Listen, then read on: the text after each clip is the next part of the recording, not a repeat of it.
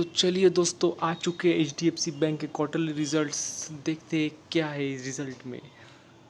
सिर्फ आपको इस बार एक बात का ध्यान रखना होगा, क्या पिछले क्वार्टर में HDFC बैंक और HDFC के मर्जर नहीं हुआ था। ये पहला क्वार्टर है जिसमें मर्जर हो चुका है और उसके रिज़ल्ट है, तो हमें पिछले रिज़ल्ट से कंपेयर नहीं करना होगा। तो देखते रिज़ल्ट में क्या है। अगर हम टोटल इनकम देखें तो अच्छी खासी ग्रोथ दिख रही है टोटल इनकम में।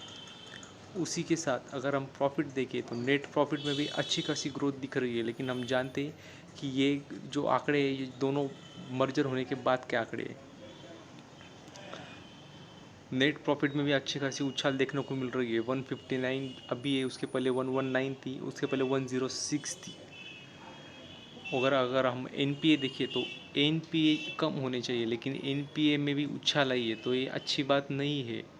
NPA क्रॉस NPA देखिए या नेट NPA देखिए, दोनों में अच्छी खासी उछाल दिख रही है, क्योंकि बिल्कुल भी अच्छी बात नहीं है HDFC बैंक के लिए। हालांकि ये बहुत ही बड़ा शेयर है, बड़ी कंपनी है, बड़ी बैंक है, लेकिन NPA में गिरावट होनी चाहिए, बढ़ोतरी नहीं कभी भी। तो ये थे HDFC बैंक के रिज़ल्ट्स। आपको कैसे लगे ज़रूर बताना कमेंट में।